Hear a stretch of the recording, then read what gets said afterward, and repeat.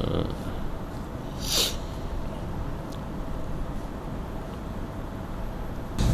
billahi minasy syaithanir rajim. Bismillahirrahmanirrahim. Alhamdulillahi rabbil alamin. Wassalatu wassalamu ala asyrafil anbiya'i wal mursalin Sayyidina Muhammadin wa ala alihi wa sahbihi ajma'in. Subhanaka la ilma lana illa ma 'allamtana innaka antal alimul hakim. Wa la hawla wa la quwwata illa billahil aliyyil azim. Rabbana shrah lana sudurana wa yassir lana umurana. Rabbana atina min ladunka rahmatan wa hayyi lana min amrina rasyada. Allahumma aftah alaina hikmataka wanshur alaina rahmataka ya dzal jalali wal ikram. Allahumma akhrijna min dhulumatil wahmi wa akrimna binuril ilm waftah alaina abwaaba fadlik wanshur alaina min khazaini rahmatik birahmatika ya arhamar rahimin. Rabbi sahhil wa yassir wa la tu'assir alayya ya muyassir kulli asir.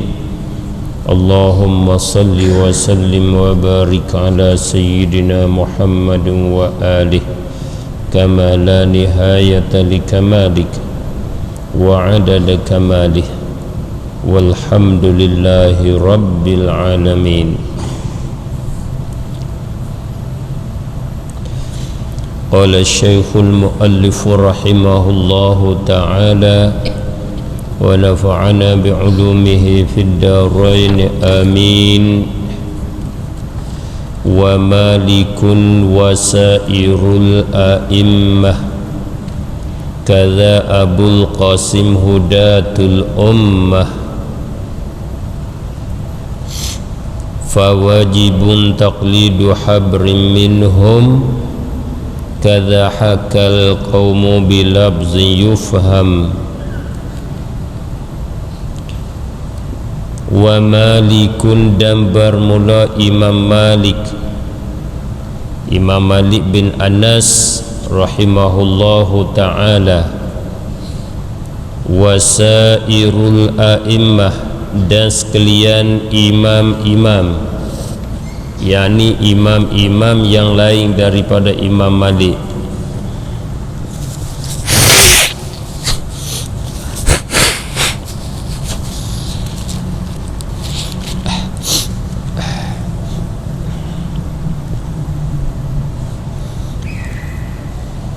Seorang daripada ulama yang jadi tempat ikutan bagi ummah, namanya Sayyidina Malik, Imam Malik bin Anas. Kita ahli sunnah wal jamaah, kebiasaan kita, adab kita, kita tidak menyebutkan nama-nama imam, malaikat. Kita menta'zim dan membesar dengan bahawa kita kata kepada dia imam. Malik, Imam Malik. Syafi'i, Imam Syafi'i. Asal perkataan imam, maknanya al-muqtada bih, seorang yang diikut dengan dia. Sebab tu kata tempat ikutan bagi ummah. Imam Malik seorang daripada tempat ummah Islam ikut, buat rojokkan kepada dia. Apa pandangan dia, apa pendapat dia, umat pakai, sehingga jadi satu jemaah Islamiyah, nama dia Malikiyah, iaitu satu jemaah yang bermazhab, yang beramal dengan pandangan pendapat Imam Malik di dalam masalah agama. Itu Malikiyah. Di sini pengarang kita Syekh Ibrahim Al-Laqani dia nak bagi tahu kaedah Ahlus Sunnah wal Jamaah tajuk imam. Dia kata Imam Malik wasairul a'immah, dan sekalian imam-imam yang lain seperti Imam Abu Hanifah, Imam Ahmad, Imam Auza'i, Imam Sufyan ibn Uyainah, Sufyan al-Thawri, Ishaq ar-Rahawai. Katalah di sana banyak imam-imam tepat jadi ikutan bagi ini ummah. Kaza Abul Qasim, demikian juga Imam Abul Qasim, seperti Imam Malik, seperti imam-imam yang lain. Imam Abul Qasim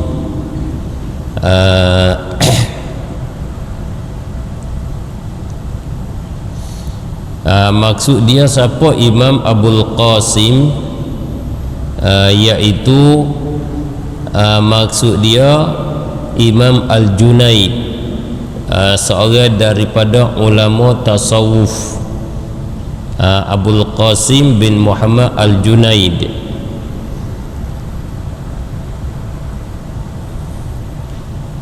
Kesemua mereka itu hudatul ummah, itu hukumnya di sisi kita Ahlus Sunnah wal Jamaah.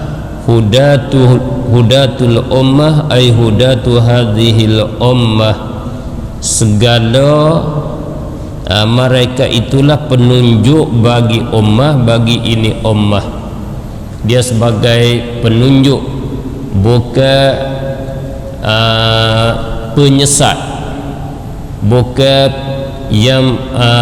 yang mengerja sebagai pereka di dalam masalah agama. Mereka adalah penunjuk bagi ini ummah. Dengan maknanya kita ummah tak dapat tidak, kita kena ada penunjuk bagi kita.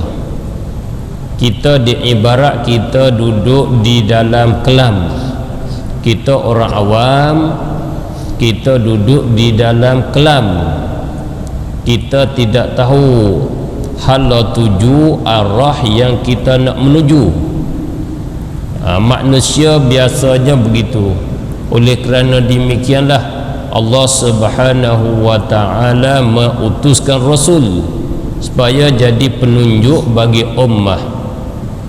Selepas daripada wafat Rasul, Allah membangkitkan beberapa imam ini sebagai ganti Rasul. Itulah kata dia sebagai hudatul ummah.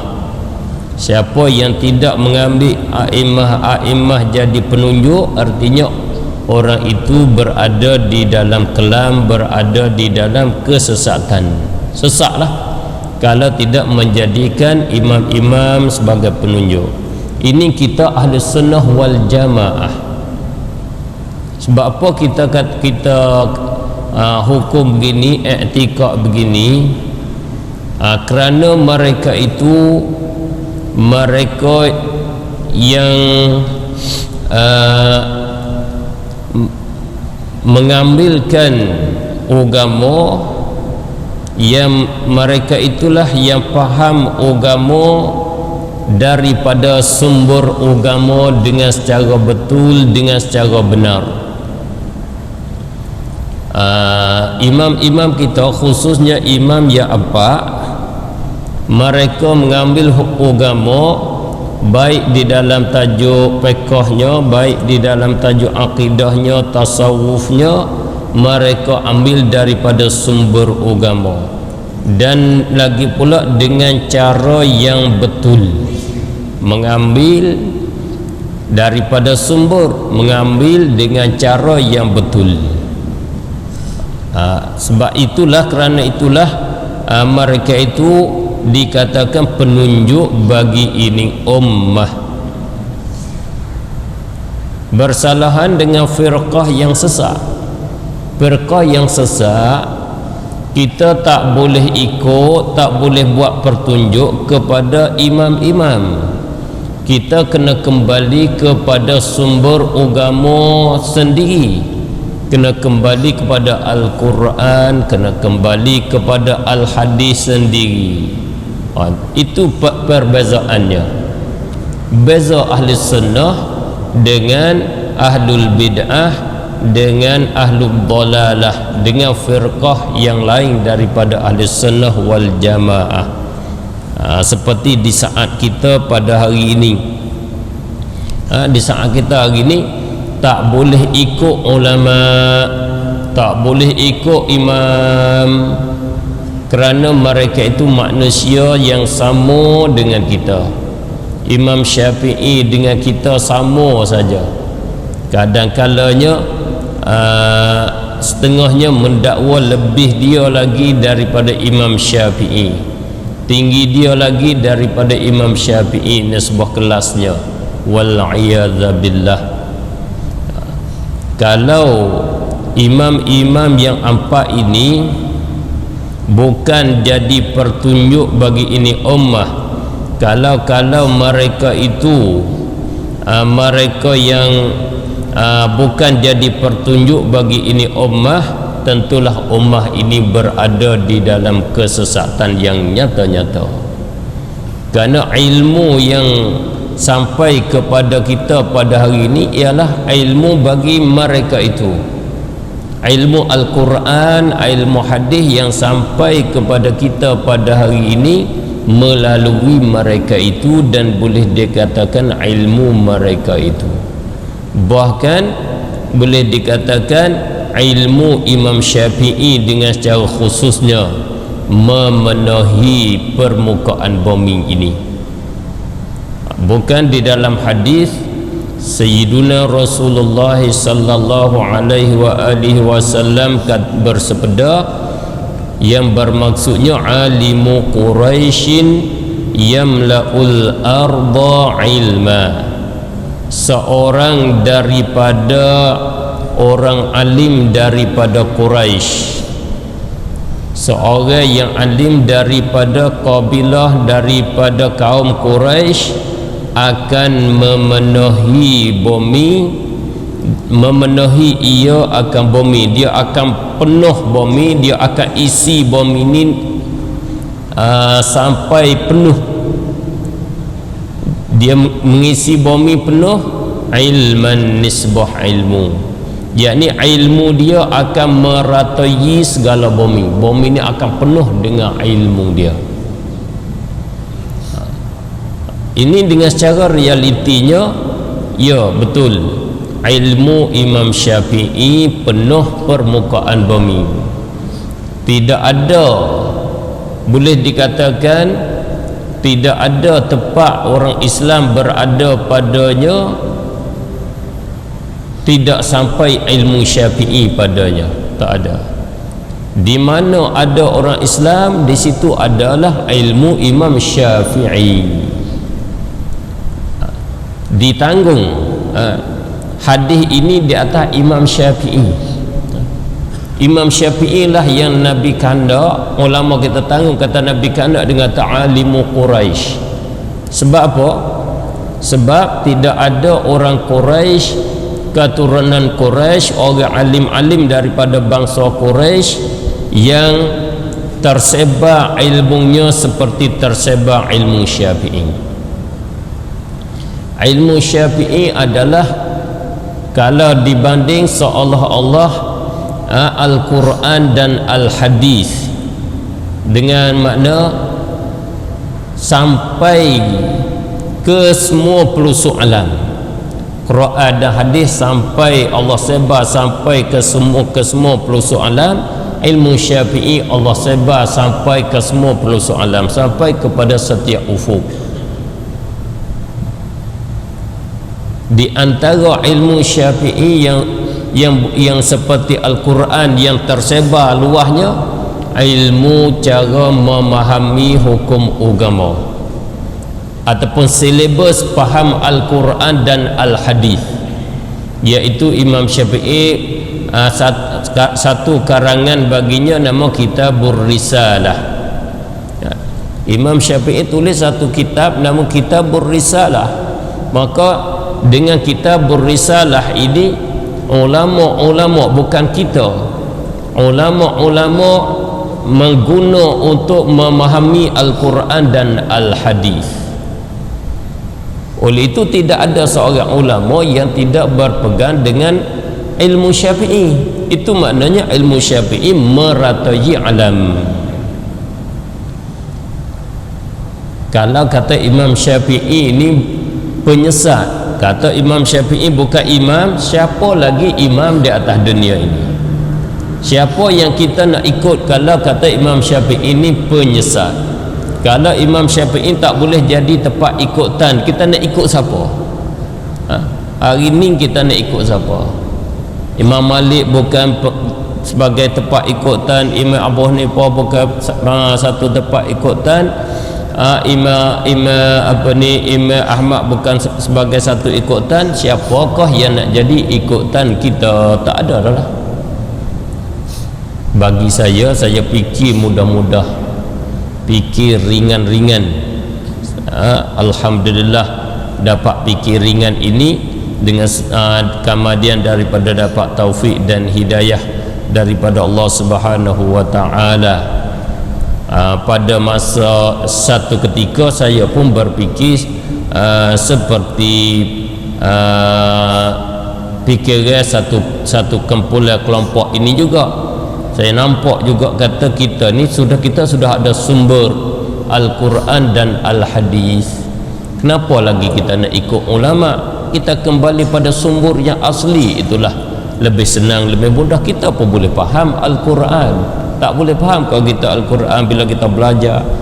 Tak boleh faham kalau kita Al-Hadis bila kita belajar sungguh. Sama saja kepala kita dengan kepala imam-imam yang lain, sama aja. Boleh faham. Penting di kita belajar. Bila kita belajar, kita hafal, bolehlah nak faham. Rasa ringan saja. Tetapi cukup kita dengan kata tokoh-tokoh ilmuwan yang besar, mereka itu mengikatkan diri dengan a'immah ini. Itulah cara fikir yang mudah.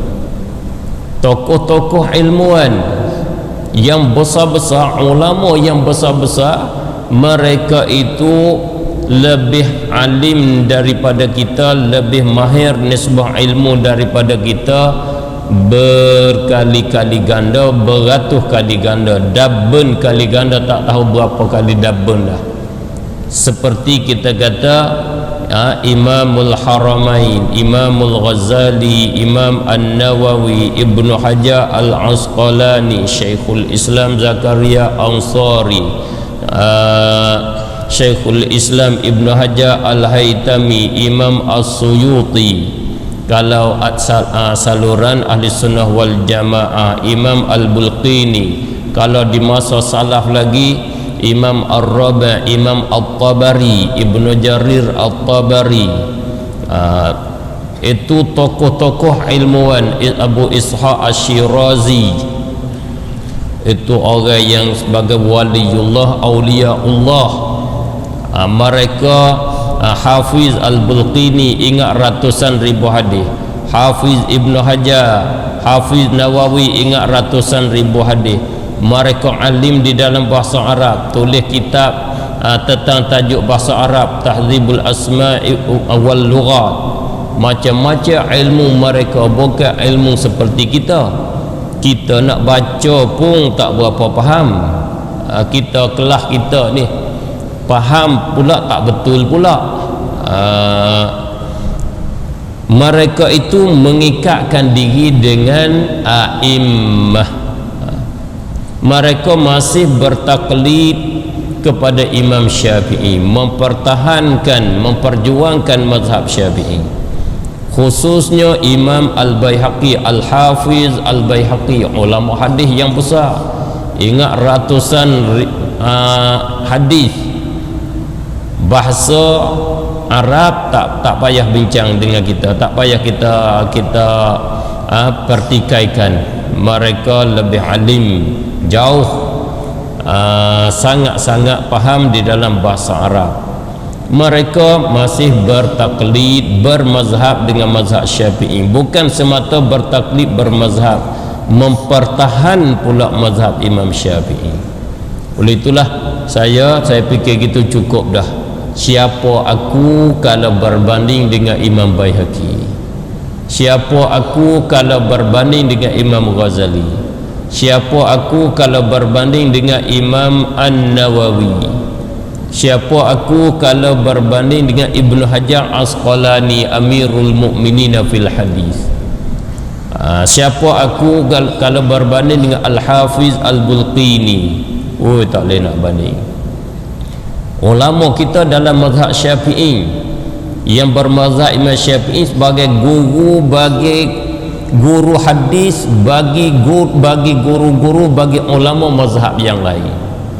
Sepanjang zaman ulama mazhab Syafi'i jadi guru di dalam tajuk hadis kepada ulama mazhab yang lain, sehingga yang sampai kepada yang terakhirnya Imam As-Suyuti. Imam As-Suyuti sebagai guru hadis yang bermazhab Imam Syafi'i yang terakhir. Selepas pada As-Suyuti sampai kepada hari ini, ulama kita Syafi'i tak ada yang mahir, yang bijak di dalam ilmu hadis. Hilang ilmu hadis. Allah hantar kepada orang yang lain, hantar kepada mazhab Hanafi. Ilmu hadis kembali kepada India, kembali kepada Morocco, mazhab Maliki selepas pada Imam As-Suyuti. Maknanya sepanjang zaman ulama yang besar, ulama kita mazhab Syafi'i, bermazhab dengan mazhab Syafi'i, sekalipun mereka ketokohan mereka sangat tinggi di dalam ilmu agama, ilmu Qur'annya, ilmu hadisnya, ilmu bahasa Arabnya, ilmu usul fiqhnya. Tengok Abu Ishaq Ash-Shirazi Tuan Muhadzab, yang Imam Nawawi syarah jadi Majmu' Syarah Muhadzab. Itu tokoh yang besar, seorang waliullah yang besar. Mereka ingat ratusan ribu hadis, mereka masih bertaklid dengan mazhab Imam Syafi'i. Itulah kata imam-imam ini sebagai hudatul ummah, penunjuk bagi ini ummah. Janganlah kita tertipu dengan dakwaan kata mereka itu manusia, kita manusia, mereka itu boleh faham, kita boleh faham. Jangan terpedaya dengan perkataan itu. Kalau terpedaya berartinya kita belum lagi kenal diri kita sendiri. Siapakah aku? Kena soal hari-hari. Kalau kita kena virus itu, siapakah aku? Kena tanya gitu. Oleh itu, bila dah mereka itu sebagai penunjuk bagi ini ummah, fawajibun taqlidu habrim minhum.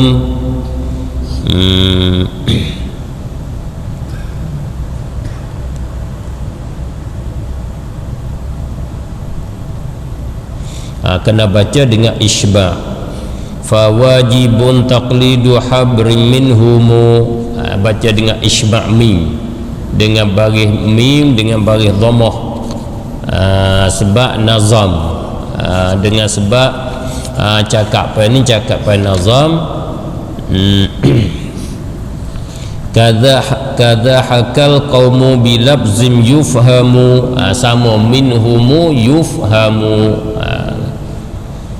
Fawajibun, maka wajiblah taqlidu habrim minhum, mengikut yang lebih mahir daripada mereka itu.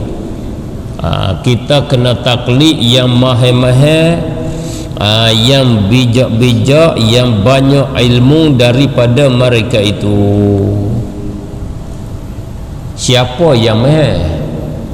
Habrin, seorang ulama, seorang yang alim, yang ilmu dia seperti dakwah. Dia tu diibarat dengan habrin, diibarat dengan dakwah, diibarat dengan dia dah kitab, dia dah Quran, dia dah hadis.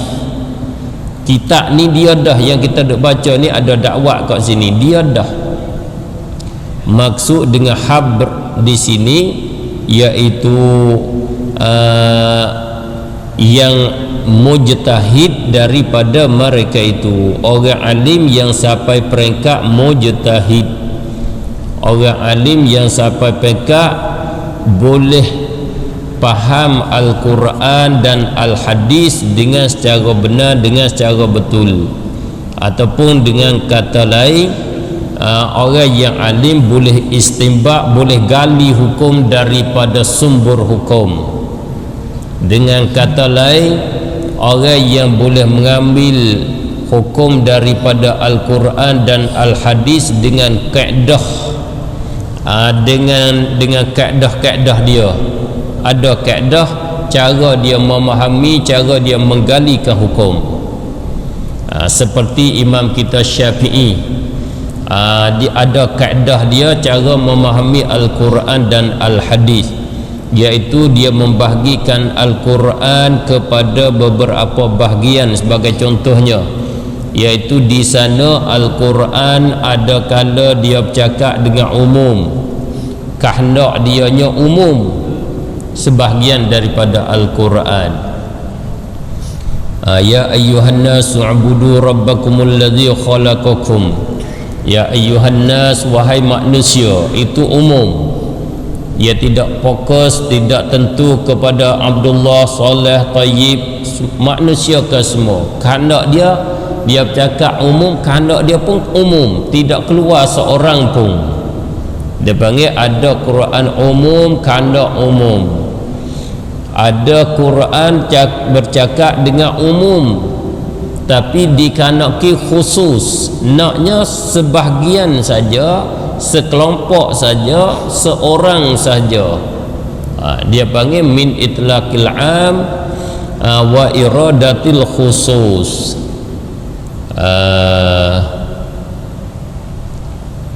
Itu nama dia kaedah. Maknanya Al-Quran kita kena faham, hadis kita kena faham begini. Ada kala dia pakai umum, kerana umum, ada kala pakai umum kerana khusus. Dan ada kala dicakap dia dengan umum, kerana umum, tetapi ada di sana Al-Quran juga atau hadis yang mengkhususkan dia. Dia bercakap dengan bentuk umum, tapi ada di sana dia bercakap pula sebagai mengkhususkan yang umum, mempicikkan yang umum, mesepitkan yang umum itu. Umum tu dia bercakap bentuk luas, dia kanak dengan luas begitu. Tetapi bila ada di sana Al-Quran juga, hadis juga, dalil agama yang mesepitkan, yang mempicikkan, nama dia amun makhsus, umum yang dikhususkan. Itu nama dia bentuk ataupun cara memahami Al-Quran. Ada di sana Al-Quran hak mutlak, tidak dikaitkan. Ada di sana Al-Quran dia bercakap dengan kait, nama dia muqayyad. Ada di sana Al-Quran mutlak, dikaitkan, mesti dikait, nama dia hamlul mutlaqi alal muqayyad, nama dia. Inilah tajuk, beginilah dinamakan ilmu usul fiqh, nama dia. Di sana lagi hubung kait dengan ilmu Al-Quran dan Al-Hadis, nama ulumul Quran. Ulumul Quran. Al-Quran dibagi kepada muhkamat dan mutasyabihat. Al-Quran dibagi kepada mujmal.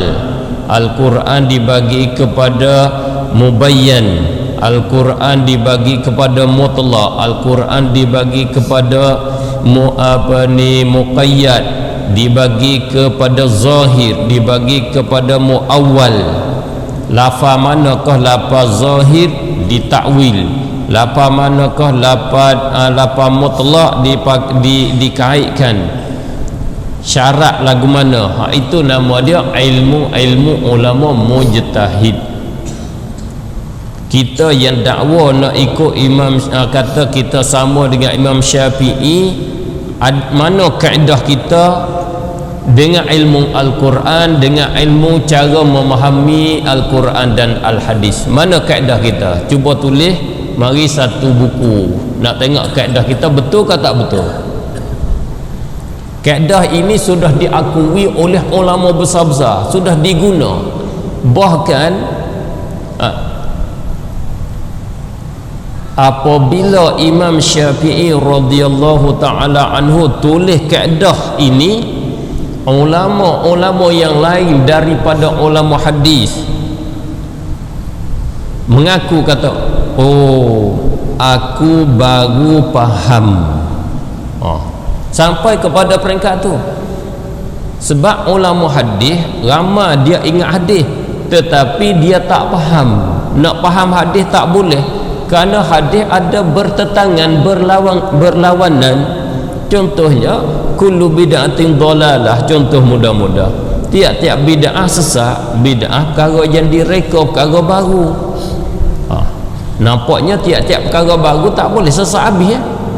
Bila tengok di sana pula, Rasulullah sallallahu alaihi wasallam kata, man sanna fil Islam sunnatan hasanatan, siapa-siapa mengadakan di dalam Islam satu cara, satu jalan yang elok, buat benda baru, tapi benda baru yang elok, falahu ajruha wa ajru man amila biha min ba'dihi wa la yanqusu min ujurihim syai'. Dia dapat pahala dan pahala mereka yang beramal dengan sunnah yang baru yang dia mengadakan itu, tidak kurang pahala sedikit pun. Makna boleh nak mengada-ngadakan, tapi syarat mengada perkara baik. Sana Rasulullah cakap dengan umum, dengan luas. Semua kullu bid'atin dhalalah. Macam mana? Nak faham macam mana? Atau pening. Itu dah jadi pening. Bila pening tu, aku nak kata bid'ah tak usah bicara, aku nak kata bid'ah ya. Ambil hadis satu, kullu bid'atin, tinggal habis hak lain. Itu bukan faham Al-Quran, itu bukan faham hadis. Tak betul. Itu cara ahlul bid'ah. Oleh itulah ahlus sunnah, tidak ada satu orang pun daripada ahli sunnah menjadikan kaedah tiap-tiap perkara yang tidak dikerja oleh Rasulullah bid'ah dhalalah. Tak ada.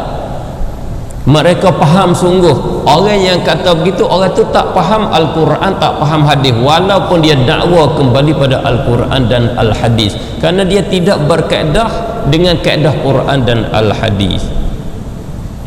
Sebab tu hadis seperti itu, seperti Imam Nawawi kata, hadis ini amun maksus, hadis yang umum dikhususkan.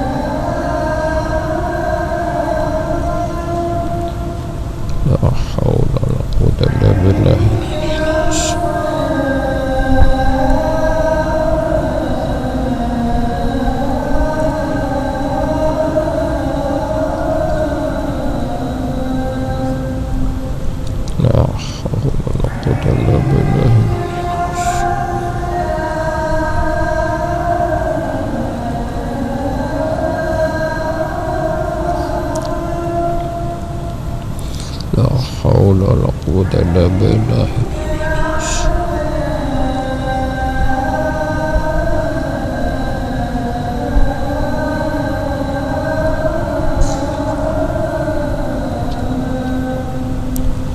La haula wala quwwata illa billah.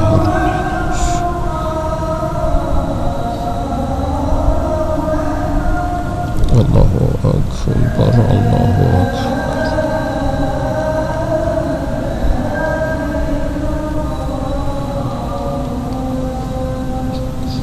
La ilaha illallah, Allahumma salli wa sallim wa barik alaihi.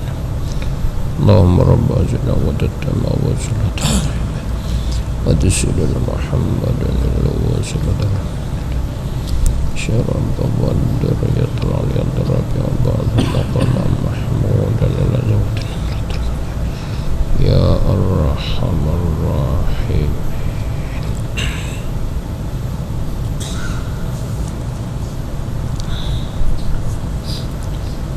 Ini pendapat kita ahli sunnah wal jamaah.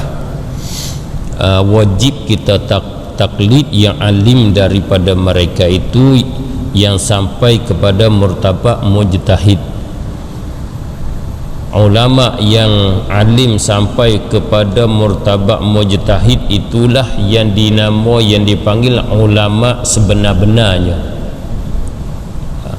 Adapun kelah-kelah kita, kelah-kelah tuan guru, ustaz, kita di hari ini bukan ulama pada syarak, bukan ulama dengan erti yang sebenar. Ulama yang erti yang sebenar iaitu ulama yang sampai kelas dia, sampai mereka ijtihad, boleh ambil hukum daripada Al-Quran dan Al-Hadis, boleh istimbak daripada Al-Quran dan Al-Hadis, atau dengan kata lain ulama yang memahami dalil, boleh beristidlal dengan dalil-dalil syarak. Kita di hari ini jangan kata nak beristidlal. Kalau tanya kita dalil di dalam agama ada berapa semua, itu pun kita bilang tak habis. Jangan kata nak faham, bilang tak habis. Cuba yang hadir di majlis kita malam ni, cuba saya nak cuba tolong bilang, ada ulama dalam ramai-ramai ni, tolong bilangkan dalil agama, dalil di dalam agama, dalil kat wajib sesuatu, sunat sesuatu, haram sesuatu, makruh sesuatu, harus sesuatu, dalil di dalam akidah. Cuba sebut, bilang bercukup dalil-dalil dalam agama berapa semua, macam mana dalil dia. Suruh saja tak bergerak. Bagi pitih pula, kita bagi pitih. Siapa boleh bilang kita bagi pitih RM100 hadiah? Ada tak yang nak terima RM100? Mari bilang kat sini.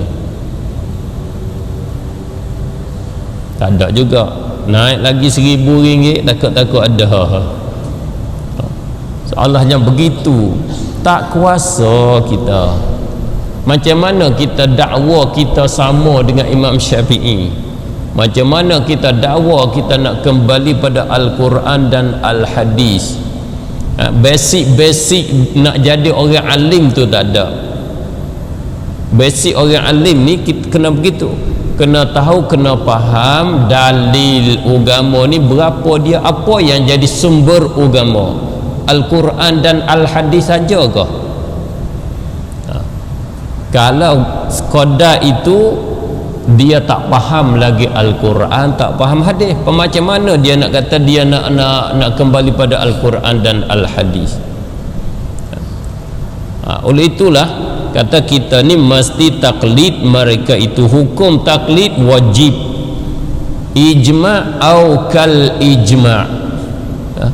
Ijma' ulama di atas awamul muslimin taklid mujtahid. Ini hukum Al-Quran. Asalnya dalil kata wajib taklid, Al-Quran kata fas'alu ahla dzikri in kuntum la ta'lamun. Tanyalah kamu ahli zikir, orang pandai, orang alim, jika kamu tidak mengetahui. Dan lagi pula taklid ini ialah waqi' reality bagi ini ummah dan seluruh ummah. Semenjak daripada Rasulullah sallallahu alaihi wasallam sampai kepada hari ini, tidak ada manusia kesemua di dalam satu masa manusia tidak bertaklid. Cuma di masa Rasulullah sallallahu alaihi wasallam dia tak panggil taklid, dia panggil ittiba', kerana Rasulullah bukan ulama mujtahid. Bukan mujtahid. Susah nak bercakap, nampak pening Abirah. Nampak musing masjid ni tak ada nampak satu tempat, pening kepala. Perkara yang kita tu tak sampai, banyak jauh lagi. Rasulullah masa dia dan dia sendiri tak panggil dia ulama mujtahid.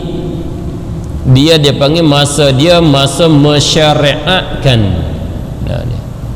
Dia dipanggil dia syari' yang mensyariatkan agama.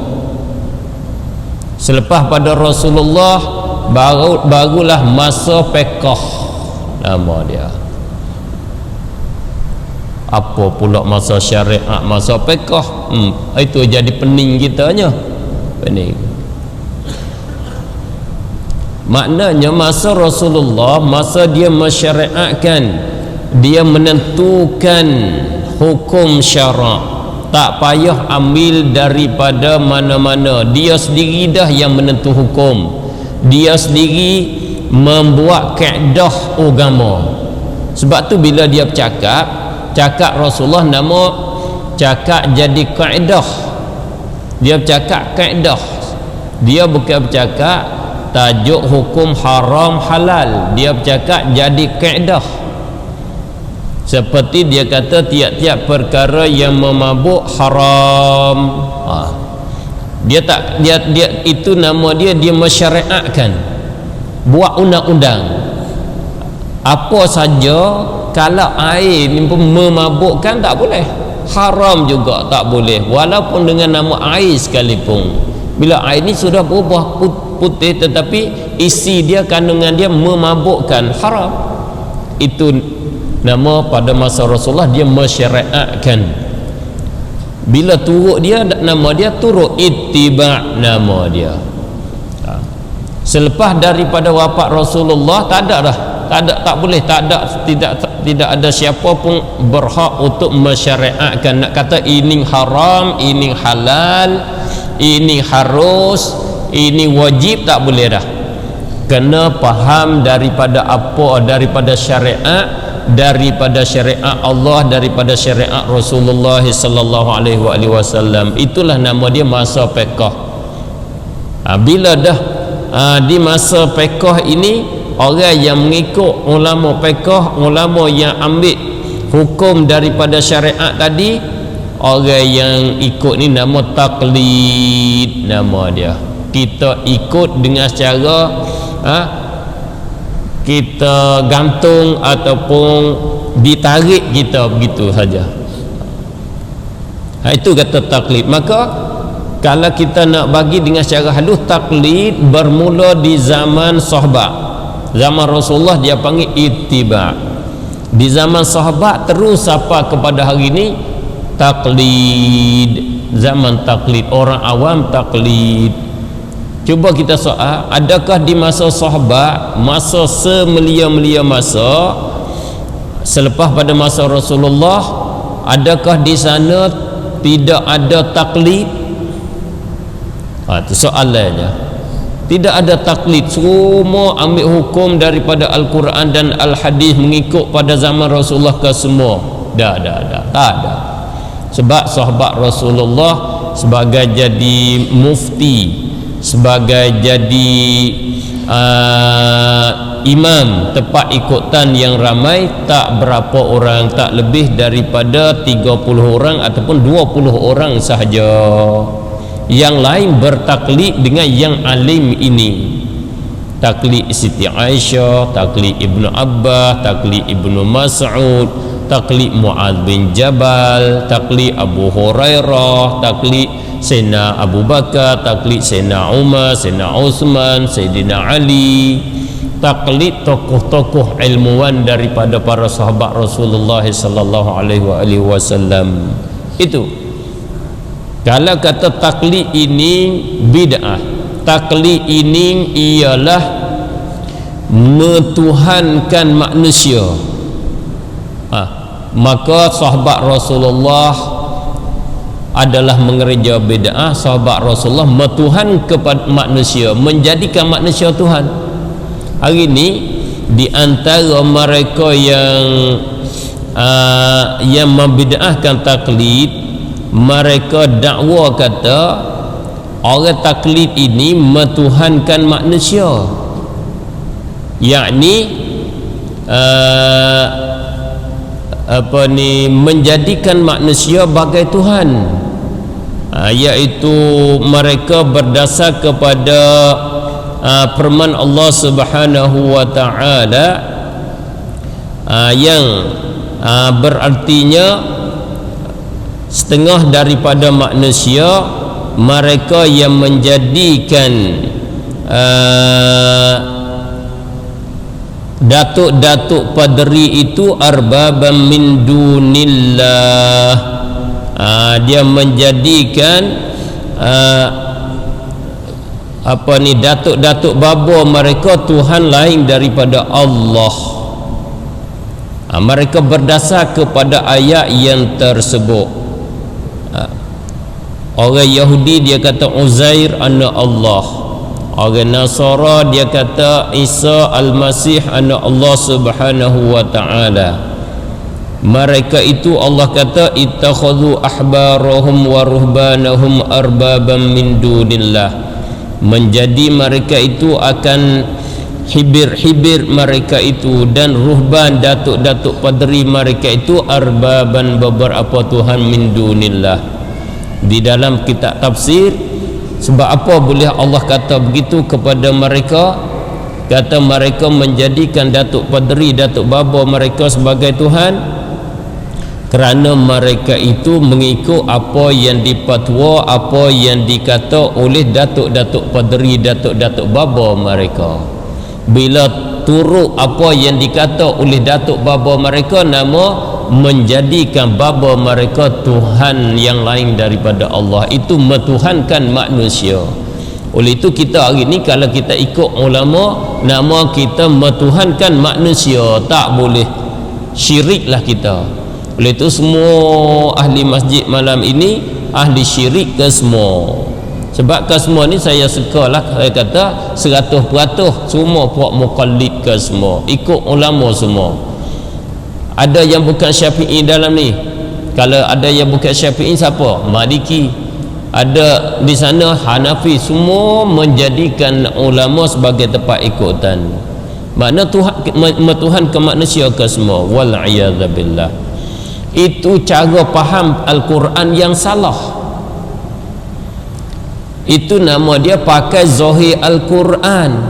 Sedangkan Al-Quran bercakap bentuk begini, dia kanda kena hubung kait dengan ayat sebelumnya dan ayat selepasnya. Bukan semata-mata yang Allah hukum kata mereka taat kepada turut pendapat datuk padri itu sebagai jadi Tuhan, menjadi Tuhan.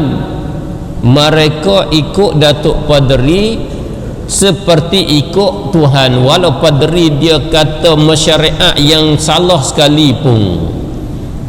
Lain sifat datuk padri dengan datuk ulama kita, tak sama.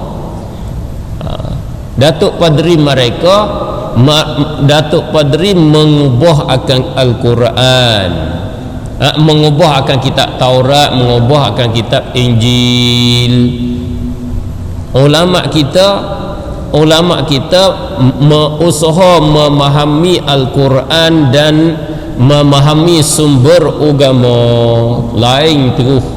Sebab tu ulama di dalam Islam dipuji, sebab ulama dia terikat, dia mengikatkan diri dia sebagai ikat yang teguh dengan Al-Quran, dengan sumber agama. Adapun datuk baba, datuk padri daripada Yahudi, daripada Kristian, mereka itu mereka-rekakan agama, membohong-bohongkan di atas agama Allah, lain sifatnya. Ulama kita dipuji, Allah puji, innama yakhshallaha min ibadihi al-ulama. Syahidallahu annahu la ilaha illa huwa wal malaikatu wa ulul ilmi qa'iman bil qist. Banyak di dalam hadis-hadis Rasulullah memujikan ulama. Apa arti puji? Kalau ulama itu tak jadi tempat ikutan, tak jadi ikutan, apa pada dipujikan ulama. Ulama adalah tempat ikutan. Oleh itu kesimpulannya, ijma' ulama wajib kita taklid ulama. Kita orang awam wajib taklid. Itu kata fawajibun taklidu habrim minhumu. Kadza demikianlah hakal qaumu telah menceritakan ulama-ulama usul bilafzin dengan lafaz yufhamu yang dipahamkan, iaitu dengan lafaz yang terang, dengan lafaz yang mudah dipaham.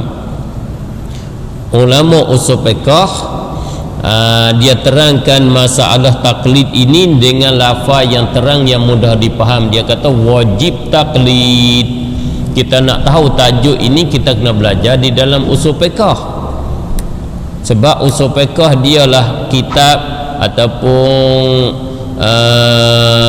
tajuk yang membincangkan tajuk taklid, tajuk istinbat, tajuk ulama mujtahid. Ya, ada satu tajuk ijtihad, ada tajuk taklid.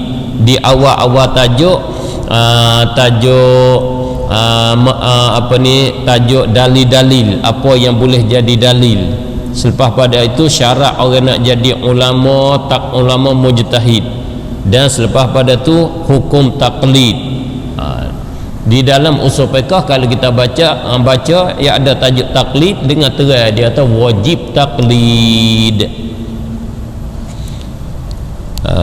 Kalau kata taklid ni bukan wajib, kalau taklid ini tak boleh, salah dalam agama, cuba kita praktikkan pandangan itu, pendapat itu kita praktikkan. Kuasa atau tak kuasa kita nak praktik. Cuba malam ini saya cuba kata pendapat ni, pandangan ini tak betul. Yang betulnya kita tak boleh taklid. Nak suruh ke semua hadirin hadirat hadir ni jangan taklid. Balik malam ini semua hak Syafi'i kita buang, semua hak Imam Malik kita buang habis. Kita mari ambil Quran, Al-Quran baca, ambil hadis Nabi mari baca. Tengok kuasa ke tak kuasa kita? Tak kuasa juga. Nak buat macam mana? Kalau suruh pun tak boleh lagi kita. Suruh. Kalau ulama benar kata mu jangan taklid, kita kena minta maaf juga. Minta maaf, saya nak ikut tok guru, saya nak ikut tok guru. Dah tak boleh ikut saya, tak boleh haram. Haram ke haram saya tak kuasa. Tak kuasa. Kita tak kuasa. Ini sunnatullah. Allah telah menjadikan sebagai sunnah dia menjadi manusia dua kumpulan. Satu manusia kumpulan ulama, yang kedua manusia yang kumpulannya nama orang awam. Wa asbitan lil awliyal karamah wa man nafaha nabidzan kalamah. Dan engkau sabitkan karamah itu bagi segala awliya. Akidah ahli sunnah wal jamaah, kita wajib kita menyabitkan kekeramatan kepada wali-waliullah. Sabit sungguh keramat bagi waliullah. Ada di sana pandangan satu pendapat firqah yang sesat, khususnya sebahagian daripada Mu'tazilah. Mereka menafikan karamah bagi waliullah, dan juga setengah daripada bahagian musyabbihah, tak ada karamah bagi waliullah, tak ada karamah. Kenapa? Kalau sabit karamah jadi kesamaran dengan mu'jizat. Mu'jizat sama dengan karamah. Bila kata orang wali ada karamah, mana orang wali ni setaraf dengan Nabi, setaraf dengan Rasul. Itu mereka tolak karamah. Kita ahli sunnah wajib menyabit. Sebab apa? Satu, kerana realiti. Kerana realiti kita nak nafi tak boleh. Yang kedua, tidak ada kesamaran. Sebab Rasul dia dakwa dia jadi Rasul. Ada pun orang wali dia tidak dakwa kewalian, tak dakwa jadi Rasul. Dan lagi pula dia tidak dakwa kata dia karamah. Karamah Allah kurnia kepada dia, Allah bagi kepada dia. Dia tak kata nanti tengok aku ni ada karamah, aku nak buat satu karamah. Tak ada. Ada karamah Allah bagi kepada dia. Serta waqi' berlaku, kita nak nafi macam mana? Seperti berlaku kepada Maryam. Allah cerita di dalam Al-Quran, berlaku terhadap Maryam nak beranak kepada Nabi Isa. Berlaku kepada Sayyidina Umar radhiyallahu taala anhu. Sayyidina Umar sebagai karamah yang besar dia, satu, dia boleh bercakap dengan panglima perang dia, Sariyah, yang duduk di Konstantinia, hampir dengan apa, Istanbul pada hari ini. Dia duduk kat Madinah, dia boleh bercakap, dia direct terus. Sariyah Al-Jabal, Sariyah duduk di sana, Sariyah dengar suara Sayyidina Umar. Mana tak ada guna handphone, tak ada apa, tak ada talian apa. Sayyidina Umar cakap terus dengan panglima perang dia kat sana. Sungai Nil Mesir tak kering sampai kepada hari ini dengan karamah Sayyidina Umar. Sungai Nil Mesir setiap tahun pada pemerintahan sebelumnya, masa dia latih Amr bin As sebagai gubernur, sebagai raja negeri Mesir di sana, di tahun yang pertama dia pergi, sungainya kering. Sudah jadi adat satu tahun satu kali sungai Nil kering. Semacam Melaka putus air lah. Setahun sekali itu, musim-musim bulan 3, bulan 2, bulan 3 dia putus air lah. Sana kering habis. Sungai yang besar, sungai Nil, sungai yang besar. Sumber air orang Mesir kat situlah. Bila kering nak hidup tak boleh lah.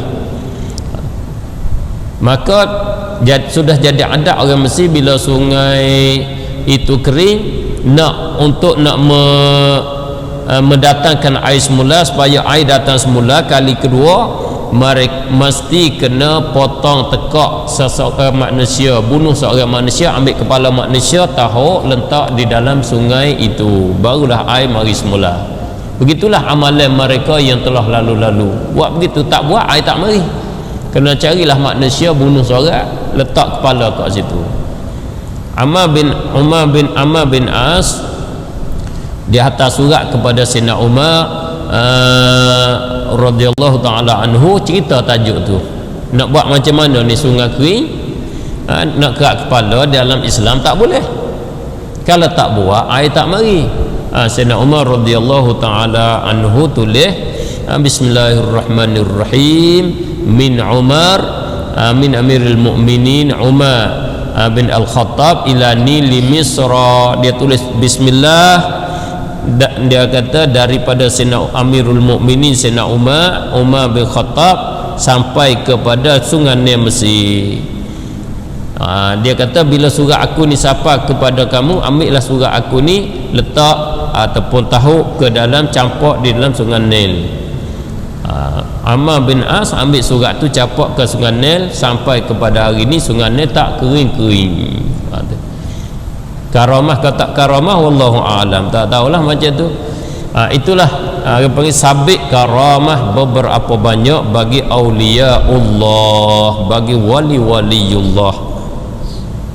Wa man nafaha, dan barang siapa yang menafikan dia kan karamah, fambidzan kalamah, maka campakkan olehmu perkataannya, tahulah perkataan dia, jangan pakai. Kalau di sana ada orang kata tak ada karamah, tak usah pakailah pendapat dia, tahulah campaklah pendapat dia, kerana pendapat itu pendapat yang menyalahi dengan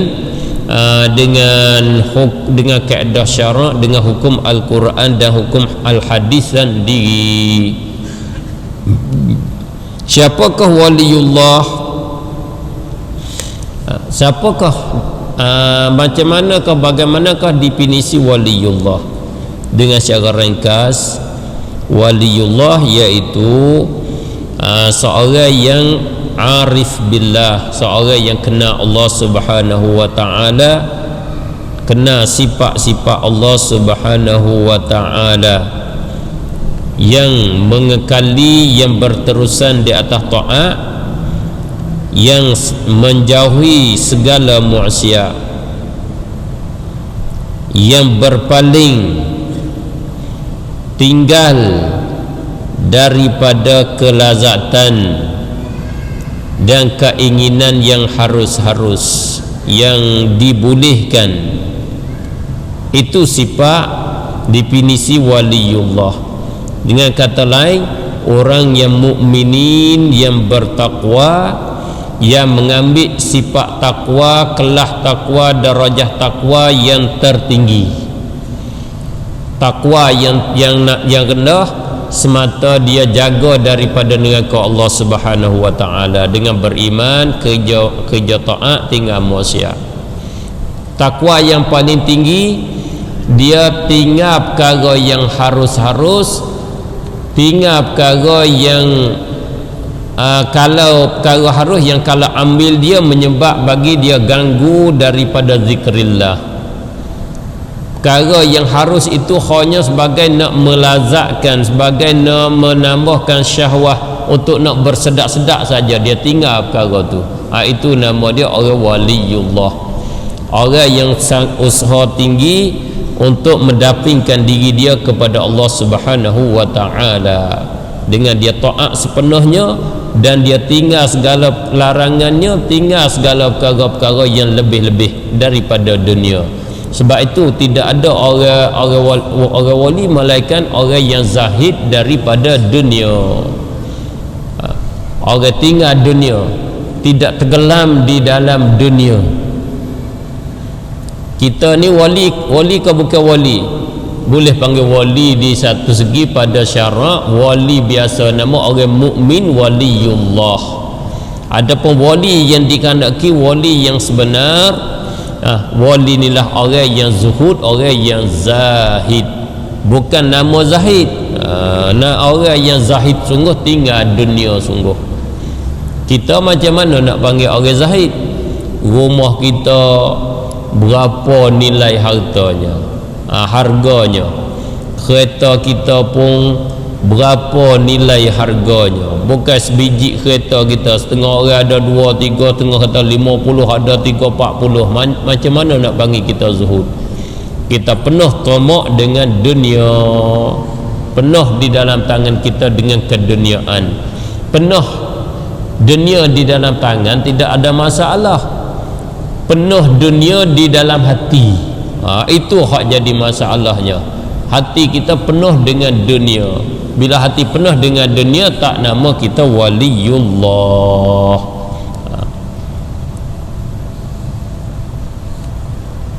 Ulama-ulama yang Allah baki sebagai jadi mujaddid, sebagai pembaharu agama, tidak ada malaikat ulama mujtahid, ulama yang zahid. Kesemuanya ulama zahid, ulama yang minaz zahidin, ulama yang tinggal dunia. Di korung yang pertama seperti Sayyidina Umar Abdul Aziz, minaz zahidin. Di korung yang kedua imam kita Syafi'i dan beberapa imam yang lain, itu minaz zahidin. Katalah di korun yang ketiga Imam Asy'ari di dalam tajuk akidah, maka minaz zahidin, daripada orang zahid. Ke semua ulama-ulama dikatakan minaz zahidin. Sebab itu jika mereka itu bukan waliullah, siapakah lagi waliullah? Kalau Imam Syafi'i, Imam Malik, Imam Abu Hanifah bukan waliullah, tak adalah waliullah di atas permukaan bumi ini. Mereka itu memang waliullah. Sebab itu kalau kita baca latar belakang mereka, dapati beberapa karamah yang Allah bagi kepada mereka. Wa indana anna ad-du'a yanfa'u kama minal qur'ani wa'dan yusma'u wallahu a'lam.